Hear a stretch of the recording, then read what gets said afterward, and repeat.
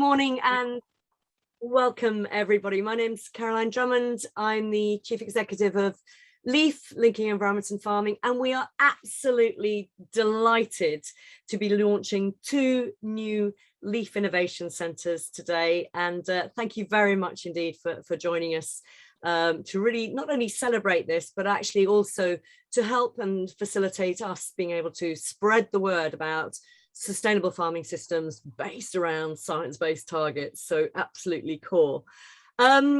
Just to let you know, we are recording this session, and in addition to that, please do take part by asking questions in the chat, and Sam will be putting up a little note to remind you as such. Just to kick off, we're going to be putting up a poll, first of all, to find out who you are and also how you like to access knowledge. So Sam, if you could do that, thank you, as if by magic. It is multiple choice, so you can do multiple questions as well, so that's good.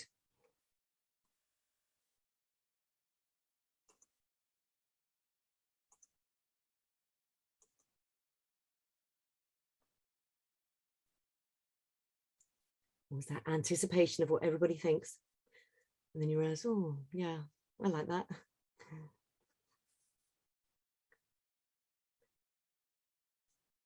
Those of you that are just joining us, we're just doing a quick poll at the moment. Sam, what is few more seconds?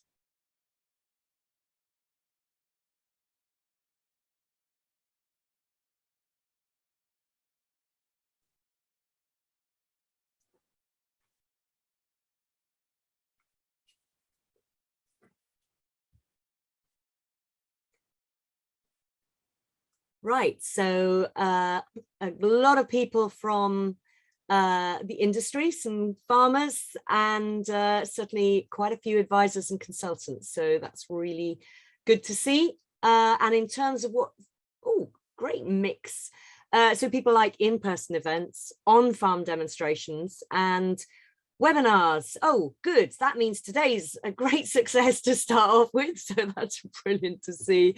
And particularly good to see that on-farm demonstrations and in-person events are kind of very high up there as well, because launching the innovation centres, the whole point of them is getting people out to really look and feel and understand. Interesting and surprising about social media and forums not being quite as high up the agenda, but I think that is probably a really clear demonstration of actually as a farming industry, you know, we touch all 5 senses, and the more senses you touch, the more deeper the memory, and we embed the questioning and all the expansion in that area. So thank you very much indeed. So today what we're going to be doing is I'm just going to do a little bit of an introduction, then India Grant Wood will be talking and introducing our new innovation centres. We will then hear from the 2 innovation centres and see some videos, and then an opportunity for you to ask some questions. It's going to be a little bit of a short, sharp, fast hit, but a great opportunity just as sort of a bit of a tester and a teaser, really, to get you out on farm. So we really are delighted to be welcoming Agrii, Throws Farm Technology Centre and Newcastle University's farm to the LEAF network as LEAF Innovation Centres. Both world-class institutes, and what's really good, they bring with them a wealth of experience in terms of greatly adding to our capability in the livestock, integrated pest management strategies, which is so important for the delivery of integrated farm management, and indeed furthering the uptake of the arable sector challenges that we are addressing. For us, more sustainable, nature-based and agri-ecological approaches have been absolutely key, but backed up by technology-based solutions as well. And you know, as we dive into the fact that this week is COP15, which is the biological diversity COP being hosted by China and online. It's the countryside COP26. So this event has been registered as one of the events for that. And of course, we're running into COP26 for real. And nature-based solutions, a lot of the sort of the real spotlight is on nature at the moment, but we need farming systems and productive farming systems to go alongside, to share with nature, to really ensure that we have resilient, robust approaches going forwards. And so for us, over the last 30 years, that development has been really, really key in terms of driving change. At Leaf, as we embark over the next 30 years, and indeed our very ambitious 10-year strategy, our network is such a core part of what we do. It helps drive continuous improvement. It helps deliver the uptake of integrated farm management. And because it's backed by robust science, which can then be translated at a farm level in a practical, realistic and achievable way, that is the key. It's fine talking about it. My favorite saying, when all's said and done, there's a lot more said than done. But the reality is we need to do. It is this science into practice approach that will ensure that integrated farm management continues to be flexible, create the framework to meet current and future sustainability challenges. And I think we need to be really driving the change now, both at scale and at speed. So our 2 new Leaf Innovation Centres join 12 others. So we have Bangor University, Bayer Crop Science, the Cedar Centre for Dairy Research at the University of Reading, the Game and Wildlife Conservation Trust Allerton Project, Harper Adams University, James Hutton Institutes, NIAB EMR, that's the experimental at East Morning Research, Rothamsted Research at Northwick, the Royal Agricultural University, SRUC Dairy Cattle Research and Innovation Centre, and the SRUC Hill and Mountain Research Centre, and Stockbridge Technology Centre. And you will see as we learn more about our 2 new farms today, each one of those brings a real part of the gem. They're committed and supportive of integrated farm management, but very many of them will have a particular spotlight on a really strong issue on the science front. And this, I could not emphasize enough how important transparency, traceability, and science-based targets are going to be to actually deliver change, because there are some huge pressures. These research establishments are pioneering new approaches to push forward the boundaries of integrated farm management. It was 20 years ago that we first launched our first lineup of demonstration farms, Leaf Innovation Centres. And I think what's been really great is to see actually a very strong building relationship between the innovation centres and the Leaf demonstration farms. And I think this is what we will be continuing to really pioneer, that sort of making sure there's a bit of ground truthing behind all of this. Farmers adapt, experiment, look at new things and look at new ways. And I think as soon as we build on that sort of systems thinking, we drive the closer collaboration between farmers and scientists, and indeed between cross-discipline scientists, we will start to be actually addressing the big challenges that we currently have. This is co-learning processes, and we haven't got the time to practice. This is the time to do it. And for me, looking at our new innovation centres, it's really good to see just how practical they are in terms of really making sure that the approaches that they're taking can be readily adopted right on farm. And I think for many of you, if you've not had a chance to look at our new 10-year strategy, you will see that we are now starting to drive in some significant new areas. We announced literally 10 days ago that Tesco are going down the Leaf Mark route, so that will expand our activities not just here in the UK, but also on a global level. And finding out new ways, new thinking, new partnerships is going to be really important. And for us, that positive action for climate, nature, the economy, and indeed society all go hand in hand.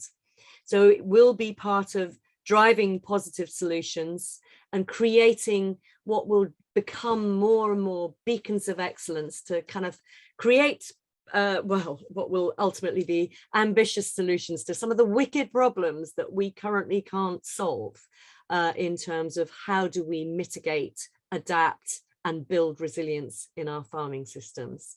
So this is a very exciting day for us, and we are so pleased to be welcoming both Newcastle University Farms and indeed Agrii. So India, over to you.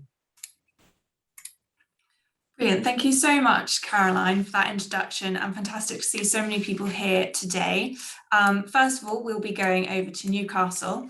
Newcastle University Farms consists of 2 sites in Northumberland and is a diverse enterprise consisting of dairy, arable and pigs. They provide valuable insight into carbon and soil particular, and will broaden our leaf innovation centre portfolio in the north of England and especially within monogastrics. Newcastle University has a really long history of engagement with LEAF, and we're so pleased to welcome them to the LEAF network today. And with that, I will pass over to James Standen, who's the Farms Director at Newcastle University Farms.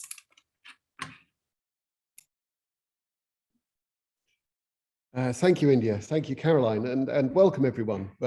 Really pleased to be here today, and very much looking forward to being part of the LEAF network. Newcastle University, I'll just run through a bit of background on the farms and give you an overview of some of the work that we're doing. Newcastle University, part of the Russell Group of research intensive universities. And we have, just to put some size and scale to us, we have over 6,000 staff and 20,000+ students.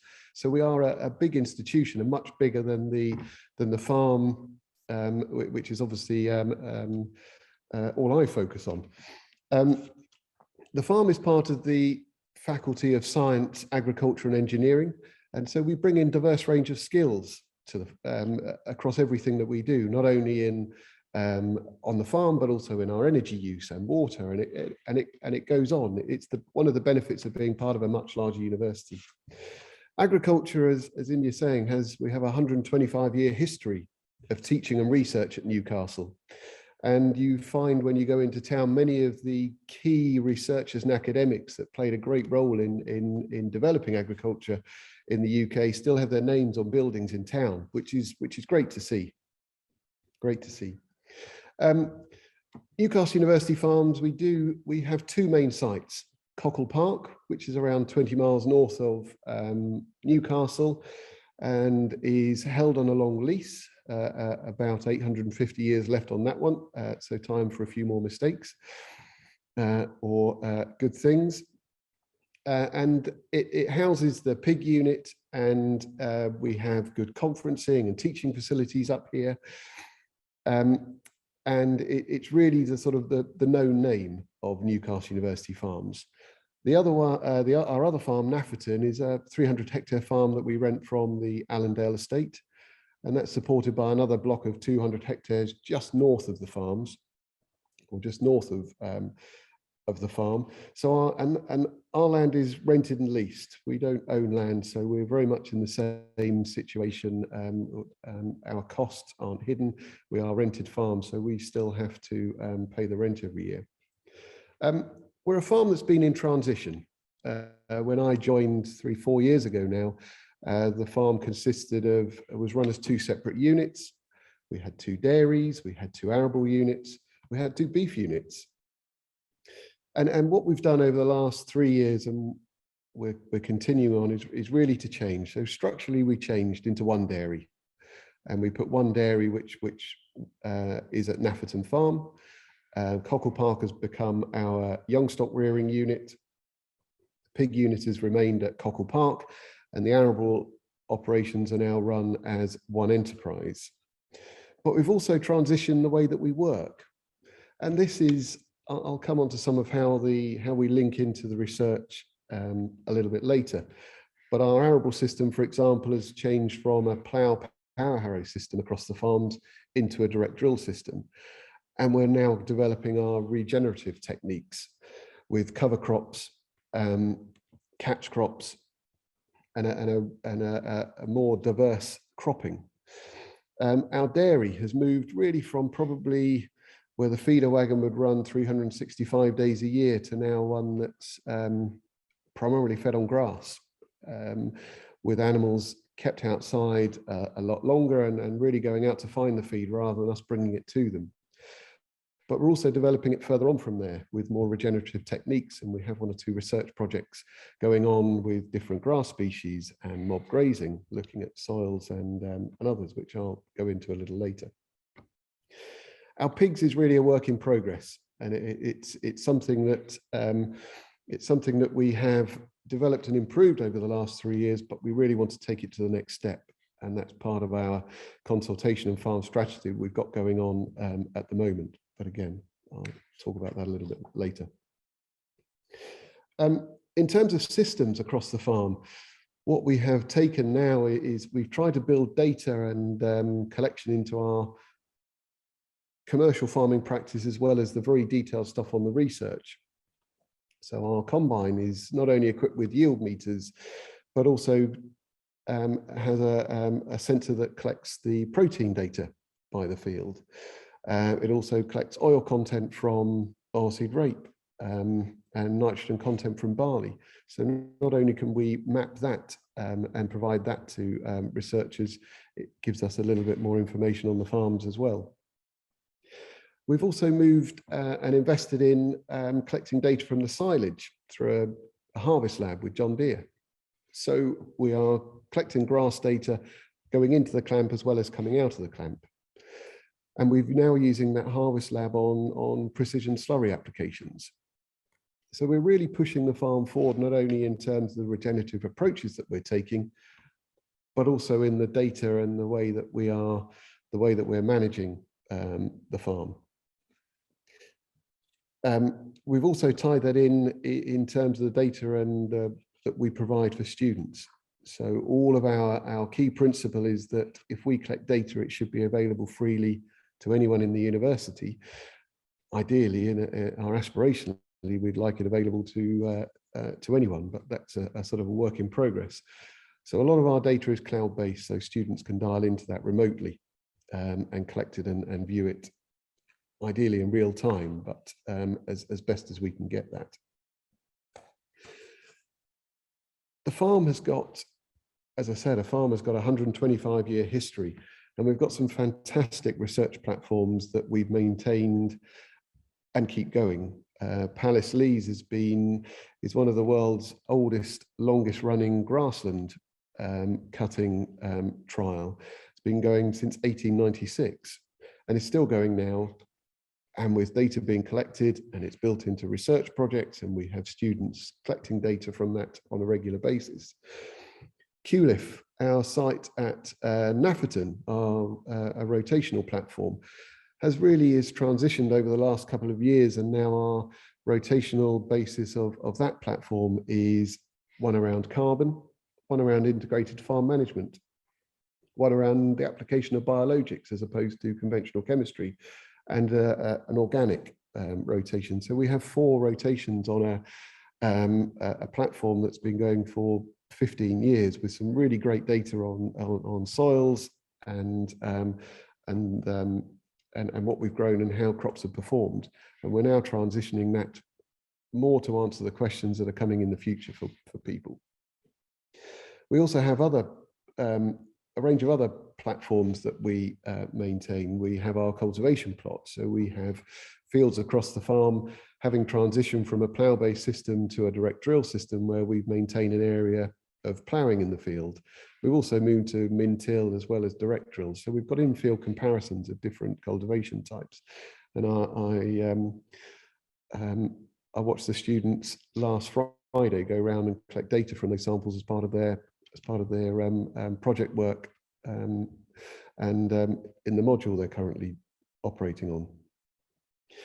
We have a number of other platforms, including hydrologically isolated plots that are in a Super G project looking at different soil treatments to grassland to see whether mechanical or species mix will change infiltration rates and what comes out. So we collect all the data from those.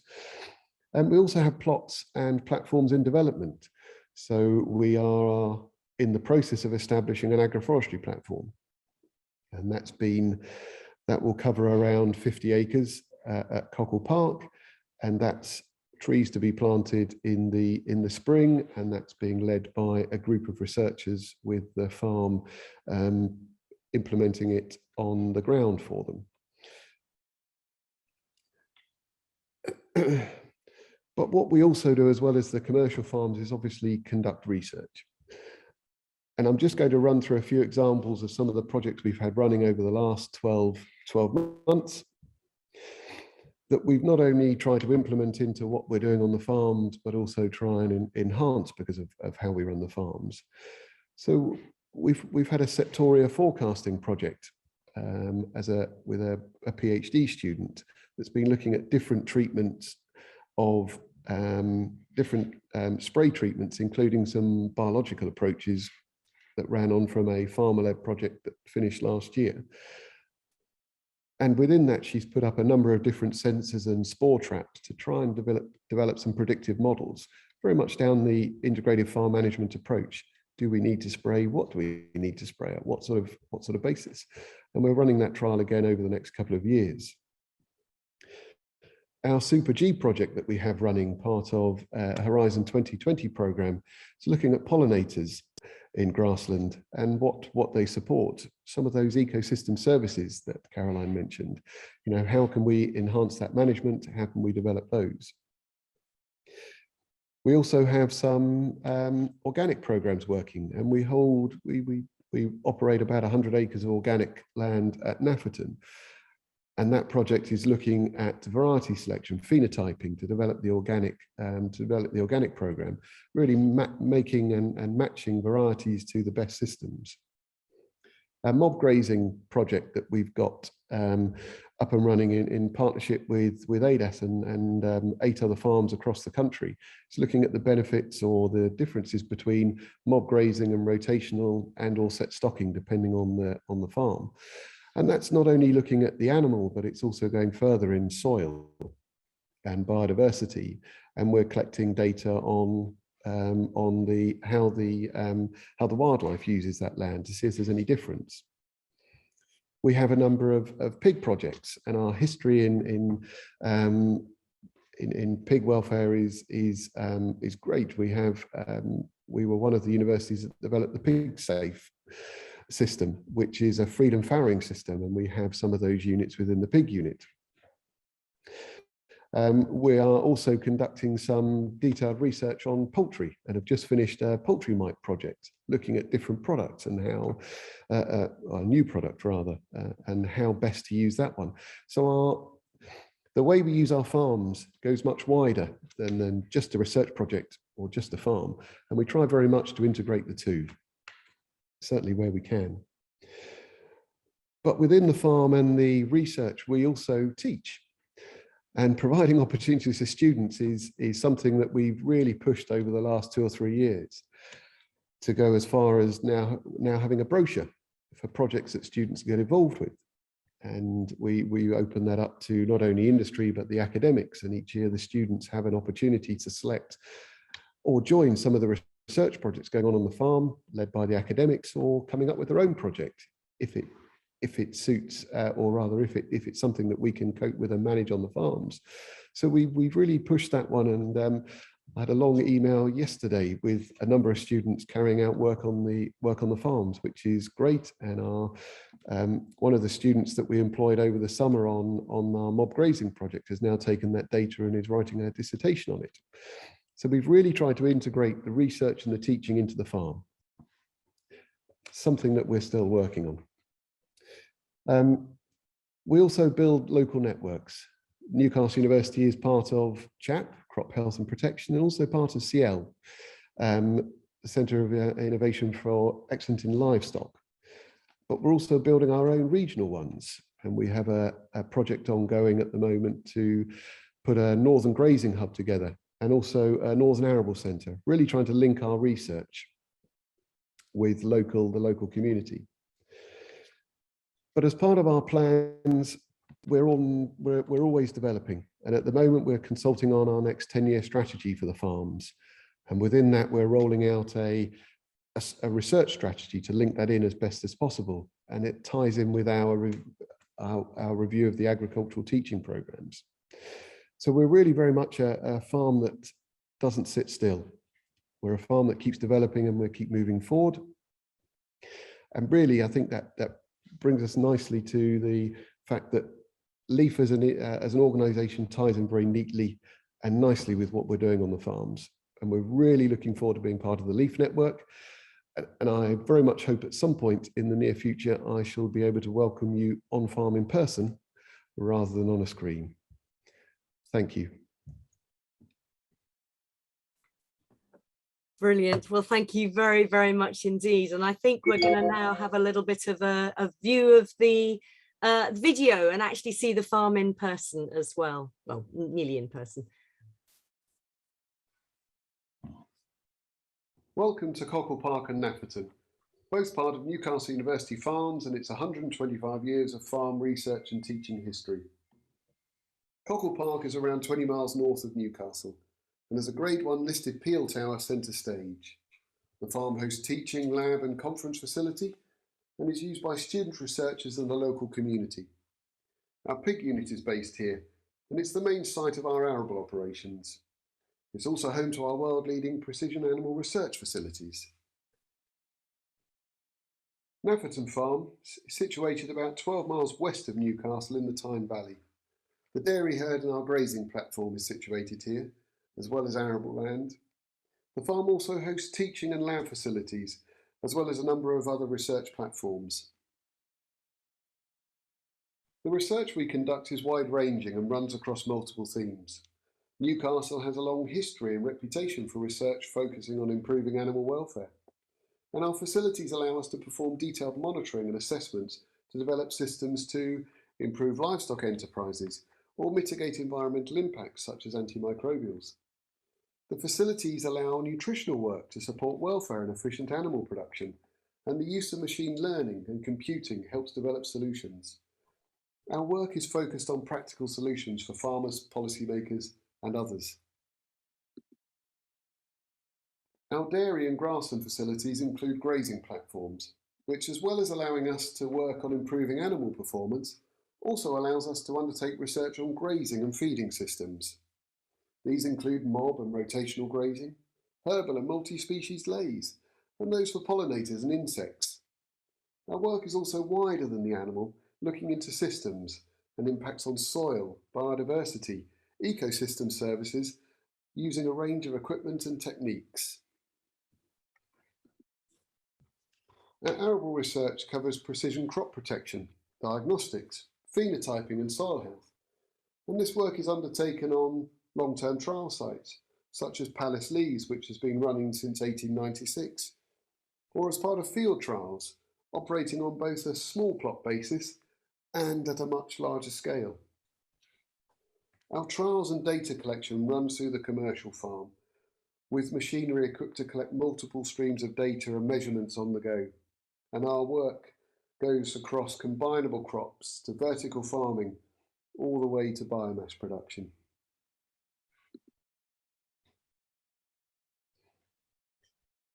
We underpin this work as responsible custodians of our land, with areas devoted to biodiversity, including a countryside stewardship agreement that not only delivers for the environment, but also supports teaching and research.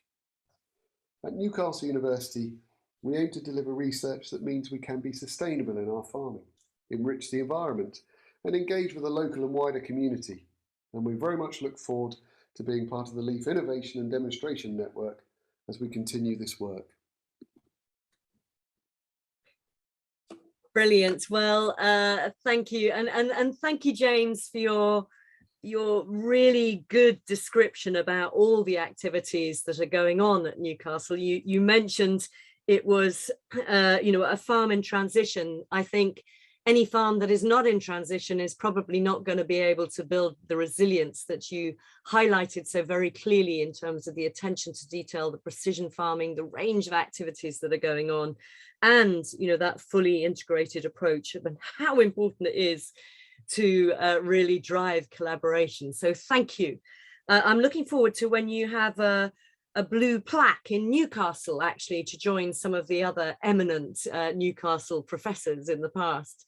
And talking of plaques, this is now our moment to officially launch you as a Leaf Innovation Centre.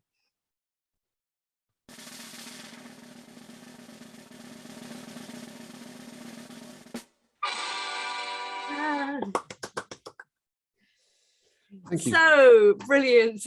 Congratulations. And I think that now gives us an opportunity. Shall I go back to you, India, to introduce Agrii? Brilliant, thank you. And thank you, James, for giving an overview of Newcastle University Farms. We're delighted to have you join us. We're now travelling down the country into Essex, where Throws Farm have their R&D technology centre, where they carry out applied research into integrated crop management strategies. Throws Farm's expertise in arable integrated pest management on multifactorial variety trials will be a real asset to our existing Innovation Centre portfolio, and we are really delighted to have them on board as a Leaf Innovation Centre. I will now hand over to Ruth Mann and Amy Watkins, who are the Head of Integrated Crop Technologies and Sustainability Project Manager. Over to you, Ruth. Thank you, India. Good morning, everyone. And this morning I will introduce Throws Farm to you. So here at Throws Farm, as you can see in the picture, we have a lot of integrated trials, and Agrii's purpose is to apply all of our innovation, research and development, and our agronomic expertise to optimize the food production through sustainable agriculture and support sustainable forestry, landscape, and the sports sectors. So at Agrii, we champion on behalf of growers. We will bring the realness from the UN Sustainable Development Goals and support their achievement through land stewardship and our growers' actions. And so we are delighted that our integrated farm management approach has been recognised by Leaf, and Throws Farm has become a Leaf Innovation Centre. Agrii's integrated research and development approach will ensure that all of our agronomic advice delivers rigorous testing, integrated pest management programs.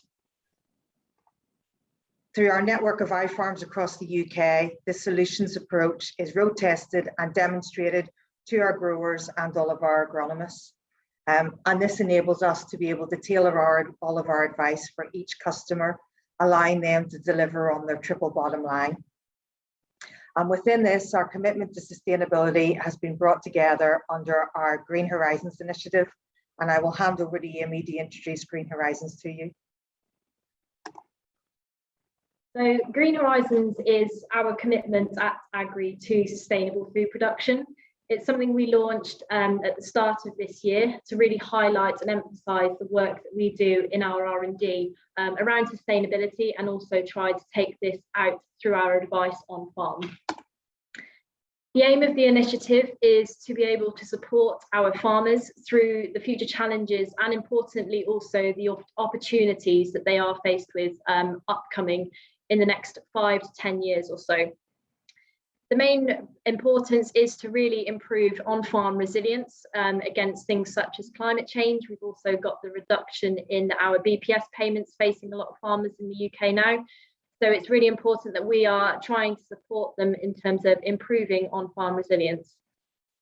Of course, as Ruth has highlighted with our research and development trials work, we make sure that all of our advice we take on farm is backed up by robust science data and also tailored to each individual farm itself. Above everything else that we've talked about so far, it's making sure that we put our farmers ahead in the fast changing world that we're faced with. So how we structured Green Horizons is through a 5-point plan. A lot of it is bringing together things such as integrated farm management and integrated pest management, which is something that Leaf do very strongly as well. Also including things such as improving soil resilience, allowing our farmers a way of benchmarking how resilient their soils are and how they can start improving that again, to be more resilient to the future challenges we're faced with. Enhancing the environment is another really important point in terms of enhancing biodiversity on farm, achieving our goal of net zero, which the NFU has clearly stated for agriculture to be by 2040. So for us to be looking into with our research how we can achieve net zero, how we can measure it, and also what farmers can practically be doing that also improves their productivity. Extending stakeholder engagement, which is probably one of the main reasons we are here today, is to be collaborating with other industry organisations such as LEAF themselves and Newcastle University, to ensure that we are collaborating with the rest of the industry and the rest of the supply chain, so that we're not doing anything that is just ourselves. We're making sure that we are joining up our approach throughout the rest of the supply chain. Increasing farm productivity, another important point, and one of the ones that farmers are constantly questioning in terms of how they can be more productive on farm. Things that we have going on under this point is around things such as our MAP benchmarking project, which allows our farmers to benchmark their yields and also how they compare to other farmers in the UK. Also looking at other markets, so novel crops such as harrogate beans and chickpeas. So we're constantly looking into, with our R&D, alternative ways of income for our customers. And finally then, providing integrated whole farm solutions, so mainly around IPM methods. Around 98% of our trials at Agrii include an element of IPM, and we're aiming to have this at 100% for next year. So you can see how important this is for us, and the partnership with LEAF also, who are really strongly pioneering in the integrated farm management world. We also support the Sustainable Development Goals outlined at the bottom throughout all of our initiatives that we're working towards. And also for each of the 5 points outlined within Green Horizons, we have released in-depth insight reports, which goes into the detail on the work that we have been doing on each of these areas, some case studies on what our farmers have been doing, and then also taking that through to advise our customers on what they can practically be doing on farm to implement some of these strategies. Focusing on the trials related to sustainable food production, we cover a wide range of areas, as Ruth's covered, and particularly with Green Horizons and sustainability, we're looking at how we can identify varieties and genetics that are more sustainable, more resistant to disease, outperform with yields, and also looking at gross margins. So we have our own variety sustainability rating that has been developed over the past year or two. And that is part of the Agri advisory list, allowing farmers to just look at one number in terms of what variety could be more sustainable than another, obviously with the rest of the data backing it up around disease and pest resistance as well. Cover cropping and healthy soils, key areas in regenerative agriculture that we're also looking into. Cultivations, drilling, how we can move towards a more direct drilling system from the original conventional systems that we have been doing to be more sustainable. Crop nutrition and nutrient use efficiency, again, with everything in the fertilizer industry at the moment, and also trying to reduce our impact on the environment. IPM, I mentioned a number of our trials include an element of IPM, so it's something that is core to our work and also to our advice on farm. And this involves areas such as biosolutions, so how we can be using biosolutions in our programs to start looking at a future where we don't have as much access to crop protection products. We call all of these areas as part of our Field of the Future programme. So I know there's a number of points on there that's probably go into a bit more detail on what I've just said, but in essence, it's around looking at the core principles of integrated pest management, how we can start moving towards a more sustainable farming system, looking at soil health, our inputs, and obviously gross margin on farm. So that's everything on Agrii's R&D and our Green Horizons initiative. And I'm sure India will now be playing a video of our Throws Farm Technology Centre. Brilliant. Thank you both very much indeed. And Sam, I think we're going to share the video now so we can kind of see it all in action.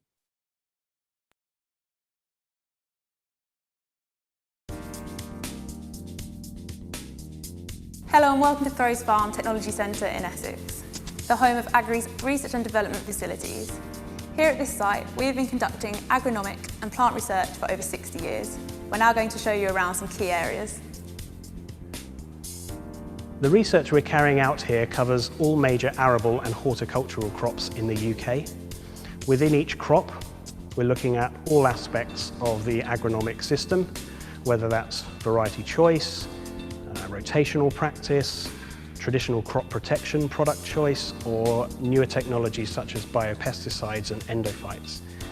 The reason we do such a wide range of trials is to gather as big a data set as possible that's both robust and independent, so that when we take our advice to our farming customers, we can be as confident as possible that they'll be increasing their yields, they'll be increasing their return on investment, whilst minimising environmental impact. We plant tens of thousands of trial plots across the country each year, and it all begins here in our seed preparation area. We start with a bulk amount of hundreds of varieties of combinable crops, and we use these machines to count out the exact number of seeds we need for every single plot. We then end up with a packet of seed which represents one plot out in the field, and these are then sent out to our drilling teams. The plots you see being assessed around us here today at Throws Farm are just one of the many sites Agrii use to test varieties across the UK. We have testing locations from the north of Scotland down to Kent and across as far west as South Wales and Cornwall. That produces a wide range of climatic conditions in which to get the very best information on variety performance for our customers and agronomists. We work with breeders from all across Europe and further afield to bring in new traits which are of value to end users, have strong agronomic characters of benefit to our customers, and also provide a range of new marketing opportunities. Crops such as haricot beans, chickpeas and naked barley are all examples of those being developed here at Throws Farm by Agrii. I'm standing here in a set of fully replicated, integrated trials. What I mean by integrated is we're not just looking at a single factor, we're looking at a number of factors all in the same trial, and they're overlaid on each other. So within here we have variety, we actually have crops, so we have winter wheat and winter barley. And then over all of those we have insecticide, so we have with and without insecticide. In this case we're controlling aphids and subsequently BYDV, and you can see there's some quite big differences. We have tolerant and non-tolerant varieties in here as well in terms of the genetics against the disease. The purpose of integrating these things is we can really tailor our advice at the end of the day and give the best advice to our growers, the best solution in the specific scenario that they're farming. At the edge of the trials field here, growing the crops in the background, but behind me on the margin here, we're growing different sort of crops. So here we've got a mix of different species, perennial species of grasses and flowers, and the aim here is to produce a season-long supply of pollen and nectar that provide a food source, but also a breeding and nesting habitat for the various mammals, insects and birds that will live on farmland. And by so doing, we can make sure that we're giving every bit of nature and wildlife and biodiversity a chance to thrive in farming situation. This is the Turfgrass research facility at Throws Farm. Here we have 1,200 square metres of fine turf to represent golf and bowling greens, and 1,200 square metres of sports turf to represent winter season pitches, lawn care, racecourses. At this facility we'll be carrying out trials to develop new products and technologies, but also strategic trials looking at things like non-pesticidal disease management, stress, heat stress and drought tolerance.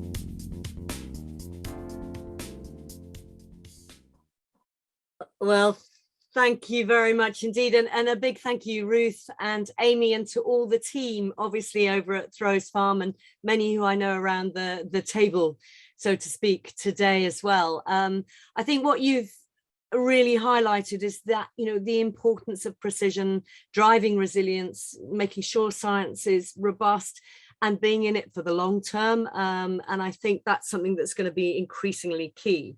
And as we, you know, drive integrated pest management and the broader integrated farm management approaches, looking at that mixture of chemical, biological and physical approaches are going to be increasingly important. And you know, genetics, variety, tolerance, you know, and it does worry me terribly. The impact of climate change is having a huge impact on crop physiology, and there are things that we don't even know that we should be thinking about now. And I think that adaptability is going to be something that's so important, and your work is obviously very much in that area. So likewise, a special launch. Thank you.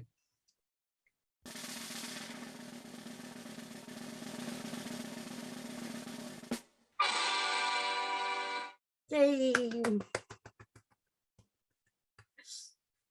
Brilliant. Well, thank you. Sorry, it comes across slightly corny, but at the same time, I think it's really important because for us, this is a really special time, and it is such a good opportunity to not only embrace and kind of laud the fantastic research work that's going on, but actually as an organization we're also deeply honored that Newcastle University Farms and the Throws Farm, so Agrii, are you know, both becoming Leaf Innovation Centres, to join the team that we already have, but also to drive that interaction really between farmers, our stakeholders, and indeed the broader public, in terms of trying to understand some of the complexities. And it was great hearing from you, James, in particular around, you know, the number of students up at Newcastle University is vast. And I know the intake in agricultural students across the country this year has grown astronomically. I am slightly nervous to say about the Jeremy Clarkson effect, but actually I think part of COVID has also really highlighted the importance of nature, the importance of food sourcing, and the fragility of our food systems. And actually that has driven a lot of young people to start to recognize that just how important our industry is. So really, really fantastic. A big thank you.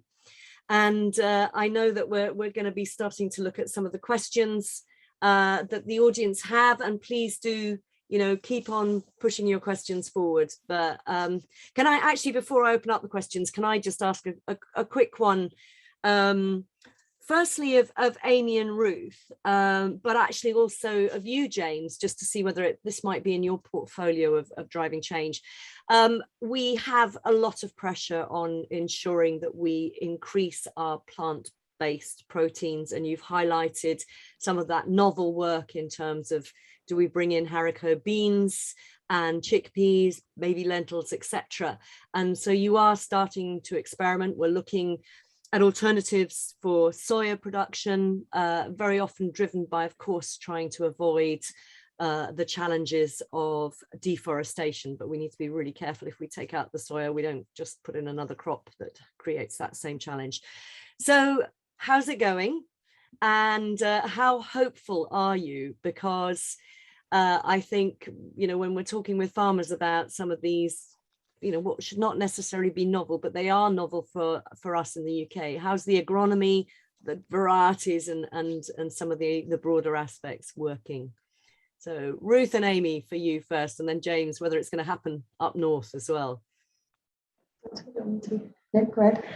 I think it's been a slow start for some of these novel crops so far. I think it's definitely expanding, and we're learning more and more about it as time goes on and each year that we do these things. But certainly been a massive learning curve for the R&D team, and actually some farmers are starting to to implement them now in their farming systems as part of our trials as well, so things that we can learn from. But certainly a slow start, particularly with soya as an example, some of those crops that we've been trying. But it's good, nevertheless, for us to be learning about this and what the challenges are and how we can face them and try and make it a more profitable scenario for our customers. And it's doing it in collaboration with the farmers, as always with novel crops. We'll have some growers who will become the sort of first adopters of it, and then we can learn with them the best varieties, the best ways of managing them, and how it's going to work within rotations on farm. Brilliant. And James, obviously, you mentioned particularly with your dairy, you've changed the feeding system, you've looked at mob grazing, probably with the young stock, and indeed you're looking much more at extended grazing periods and ensuring that you know, the omega-3s and things like that are built up. How's it going for some of the more novel approaches of getting high protein value to meet the targets that you've got to do for your milk sector? Well, I was going to answer the question in a slightly different way, particularly when you mentioned soya. We, for example, cut soya out of the dairy rations 2 years ago, and we haven't noticed. I think the ration cost us an extra £2 a tonne for the concentrate, but we haven't noticed, because we are, you know, in a grass-based system, we have a lot of protein or surplus of protein. We haven't noticed any difference with the cows. And one of the reasons we did that was the benefits of having 20,000+ students is the diversity it brings, but also as a farm, and not all of those 20,000 students do agriculture or understand farming, we do feel a bit of pressure. And not directly, you know, I'm not lobbied by the students directly, but we do feel it indirectly. So we decided to make some of those moves a couple of years ago and cut soya out of our dairy rations. Our pigs, we have, as I mentioned through, we're diversifying our cropping across the whole rotation. So we are growing more proteins, and we are running peas in the dairy ration, cutting out soya from that one. I think that's probably more a work in progress. And if we can tie that in with some bit of research or some student projects, then that's much better. We're a lot further along with the dairy because of the way that we've changed the system than we are with the pigs. Yeah, we took those decisions really so I could stand up in an audience like this and say, I've cut soya from one, I'm working on cutting soya from the other. And it's not that you know, some people would argue that soya might be good and bad, and I'm not going down that route, but we decided that we would move, and we will go further. It's just going to take us a little bit of time. And so what are you using instead? Because instead of soya, we haven't, because of the surplus of protein in the grass-based system, we haven't needed the soya in the ration. So we've managed to blend it away within the concentrate. Wow. Oddly enough, because we have organic ground, the exclusion of GM, or making the food GM free, had a higher cost to the ration than removing soya from it. And that means that we can then spread the slurry on organic ground. How we've replaced the soya is it's probably a little bit of changing the blending, and it is a little bit of more homegrown protein within the concentrate, but it hasn't had a massive effect on the cows. Brilliant. And just to go back to that other question, I'm not going to let you get away with it, James. Do you think you'll be growing lentils, lupins, chickpeas in the next 10 years, 5 years? Now, given that we combine spring beans in November, Caroline, I'm not sure that those crops are going to grow well in Northumberland unless the breeding changes dramatically. So I can't sidestep that one by, we'll keep an eye on it, but not no. I think we're always looking, as I said, we're diversifying our rotation, and we're growing more peas rather than beans at the moment, and we would look for other protein sources to grow, whether that's to home feed or to sell. But at the moment, you know, we've had to change the way that we establish cover crops, for example, because you know, we keep the straw for the arable. Timing is quite tight in Northumberland, and so I'm hoping that Agrii and others breeders will be able to change some of the techniques so those varieties and crops are available to us. But not quite yet, Caroline. No, no. I mean, interestingly, there are some lentils being grown up in Scotland. So, and I know the James Hutton Institute are starting to sort of look at some of this. But as you say, weather permitting is quite a challenge, and then the agronomy on top of that. So, yes, brilliant, Sam. I think we have some questions in the chat. We do indeed, yes. And yep, thank you, Caroline. And thank you, James, Ruth and Amy, for your wonderful presentations as well. And welcome to the Leaf family as well. It's great to have you on board. Just a reminder to everyone that you can submit questions via the chat box. We've already had a couple come in. First one here is a question around the variety sustainability rating. Very interesting concept. And could you give a bit more detail about how this works? Yeah, certainly. The variety sustainability rating comes from 1 to 3, where 1 is of what we consider to be low sustainability and 3 is very highly sustainable. And we've done quite a lot of research looking into how we can bring together lots of the different measurements that we make and assessments that we do on our trials.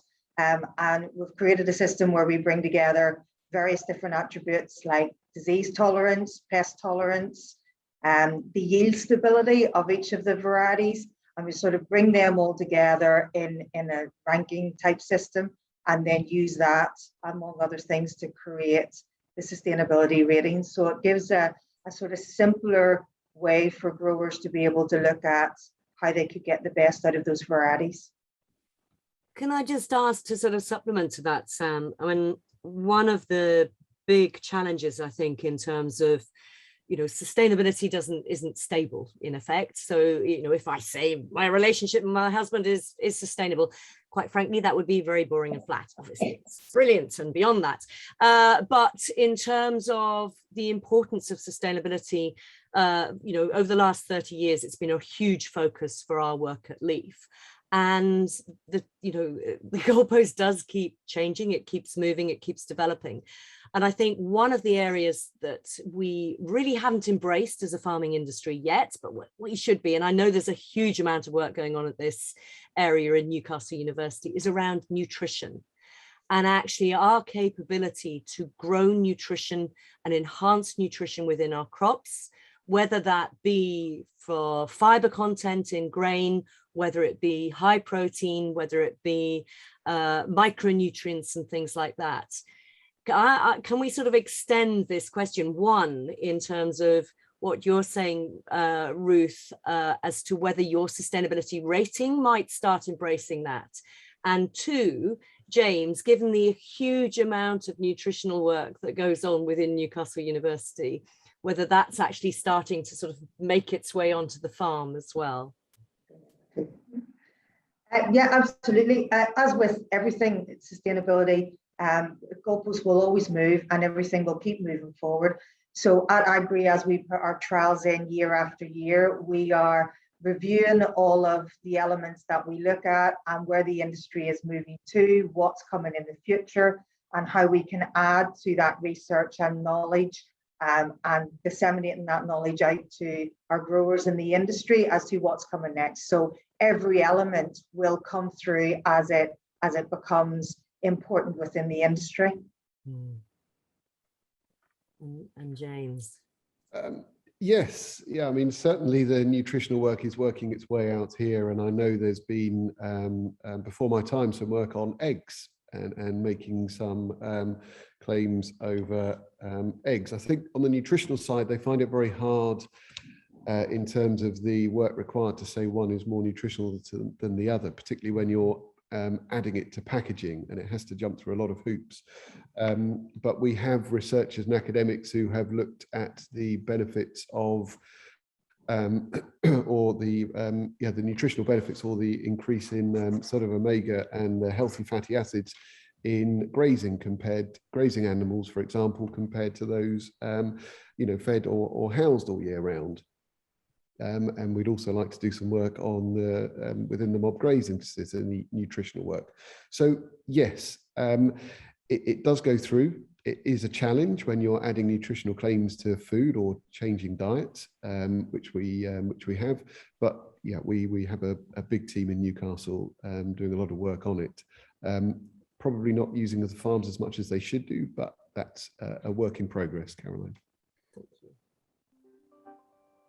Thank you, everyone. Another question here in the chat.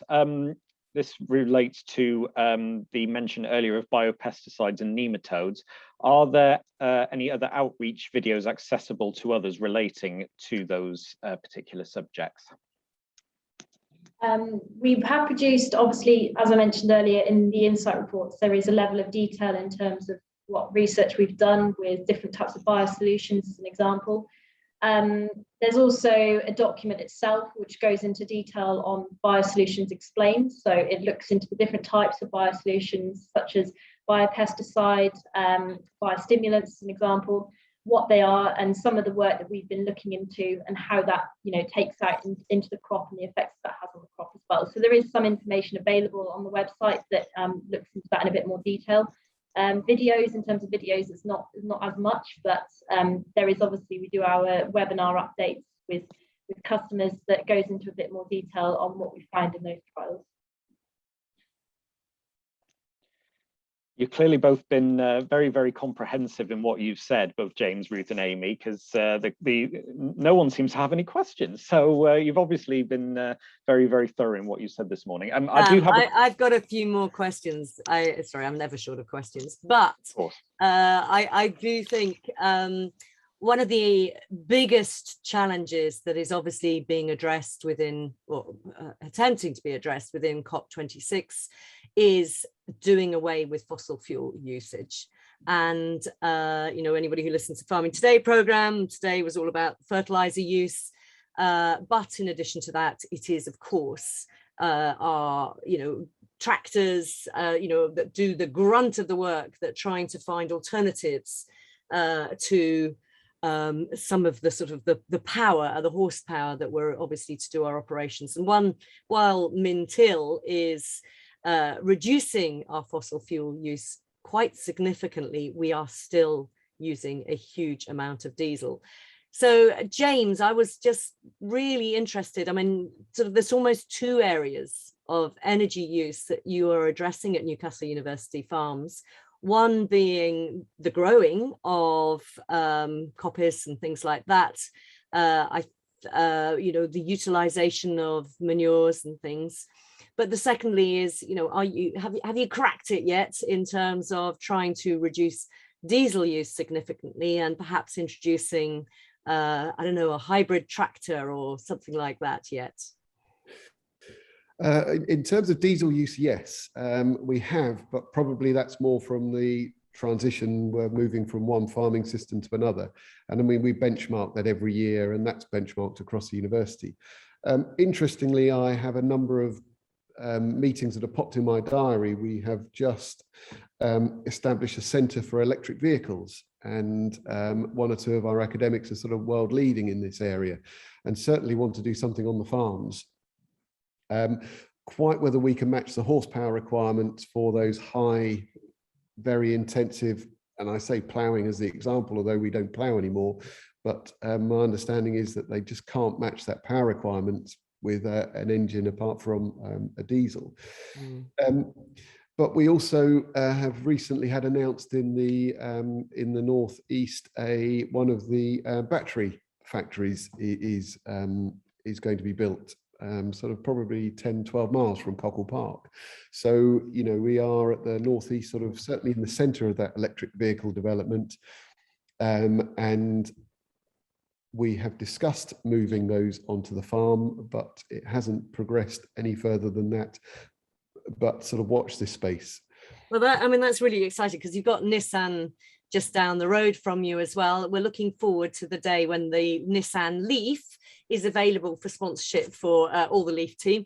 But as you say, it's the batteries that's going to be the big one. If we could suss that hydrogen battery storage, we probably could start cracking some of that.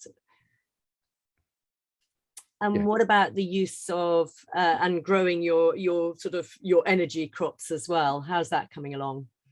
Growing energy crops, certainly within the Agroforestry Platform, and we grow willow already, and we've got variety trials, and we're doing a lot of work on those sort of measurements of probably more about variety and yield and predictive modelling around that rather than the actual energy itself. Our Agroforestry Platform is going to have an element of biofuels, so we're certainly increasing the area that we grow.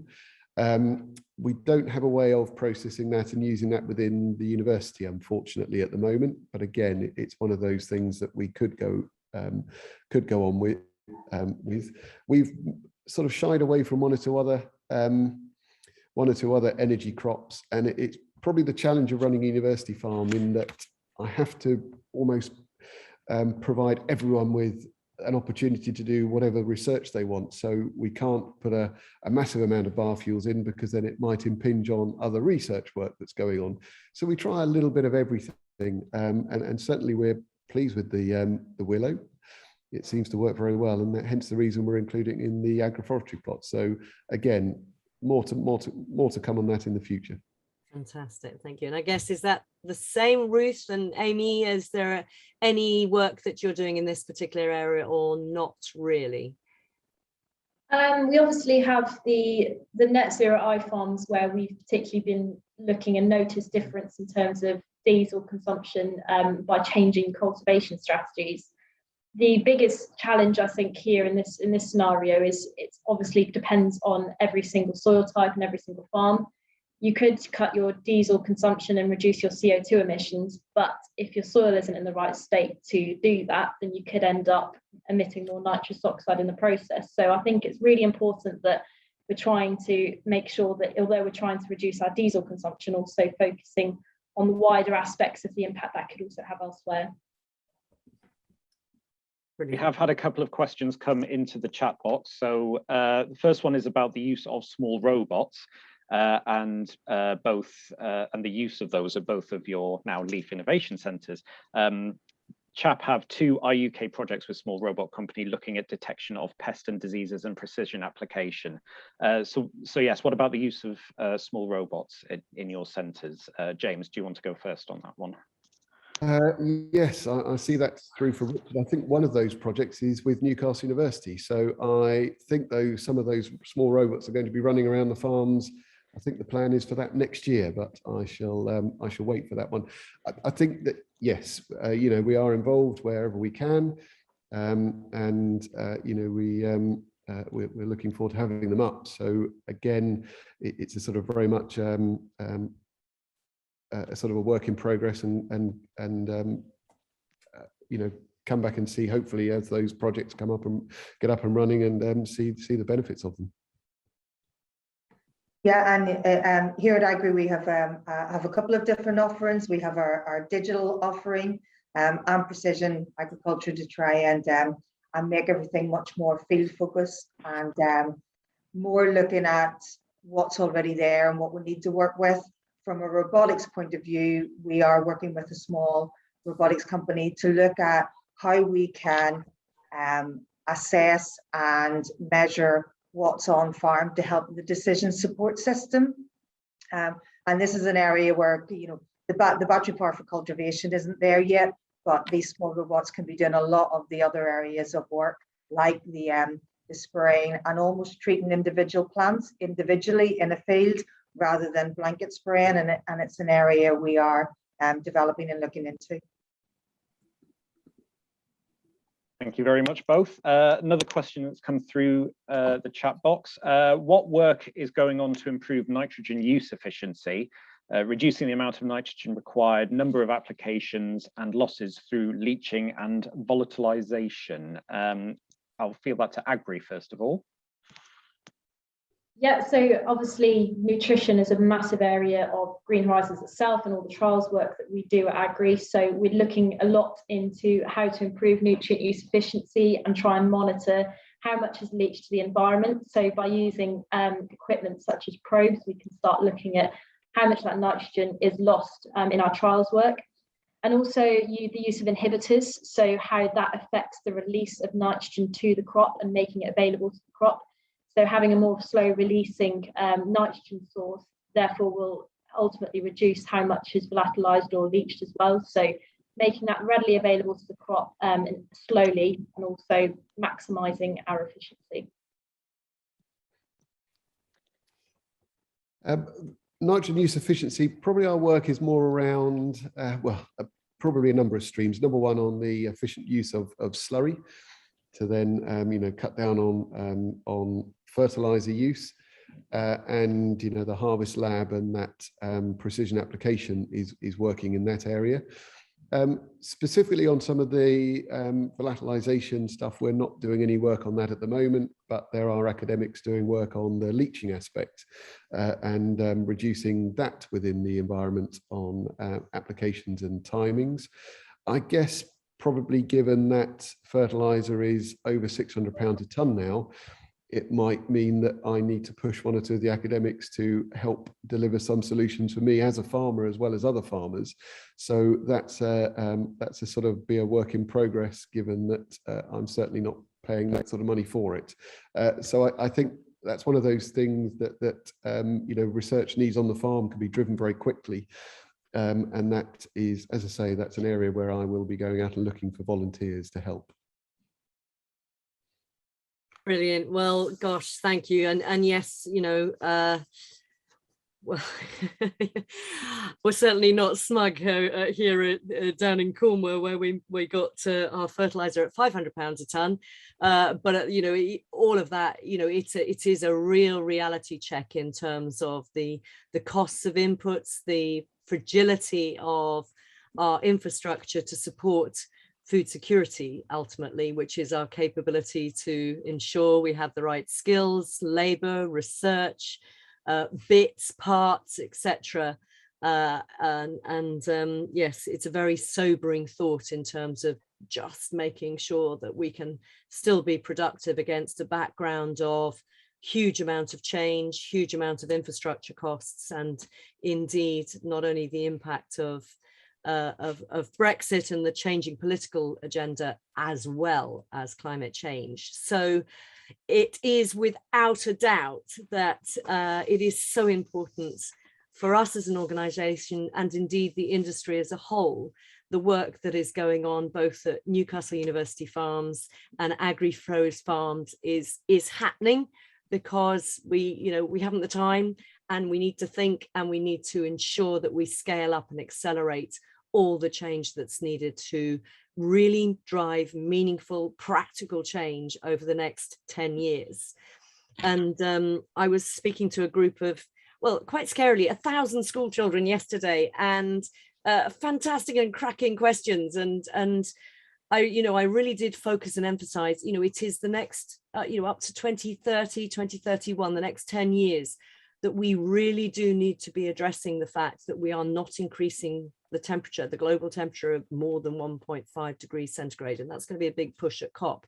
And as a result of that, we need to be putting the pioneering type approaches that you're talking about from innovation perspective into practice on farm as soon as possible. So we are really so honoured and proud, and a huge thank you to you, James, and the Newcastle University Farms, and to you, Amy and Ruth, and all the team as well at Agroforestry Farm for joining, as Sam said, the Leaf family, the Leaf network of innovation centres and demonstration farms. Thank you very, very much indeed. I think what is really great is, you talk about long term, when there is such a history there at Newcastle University Farms. And I think, as well as obviously actually Throws Farm, which goes back many, many years as well. And I think, it is that importance of ambition. It's the critical element that you've both really emphasized about how important data is, and the willingness to share in order to drive change. So a very big thank you. And of course, a huge thank you to all of you, our audience, that have joined today. And we look forward to really being into a great situation where we can actually start running some events on farm, as well as obviously webinars and picking up some of the real learnings from today. So thank you very much, and indeed another great congratulations to you as New Leaf Innovation Centres, Newcastle University Farms and Agrii Throws Farm. Thank you very much indeed.